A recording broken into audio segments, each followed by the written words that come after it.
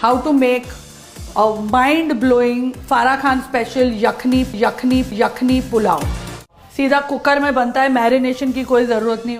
काफ़ी सारा तेल, हम थोड़ा सा जीरा, मोटा मोटा मिर्ची और उसके बाद ये पूरा कांदा इसमें डाल दीजिए। अदरक लहसुन का पेस्ट, इसमें हम डालेंगे चिकन।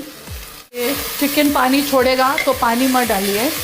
अभी जो मैंने गरम मसाला बनाया था, नमक भी डालिए। हम इसको देंगे पहले 2 सीटी और इसकी जो खुशबू है ना वो आहा, देखा। इसमें हम डालेंगे चावल, जो आलू हमने काटा था हम आलू डालेंगे। ऐसा थोड़ा दही को थोड़ा पतला बनाकर, इसमें ना पानी हम लोग डालते नहीं है, ये सब दही में पकता है।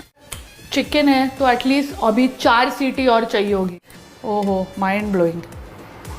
हो गया आपका यखनी रेडी।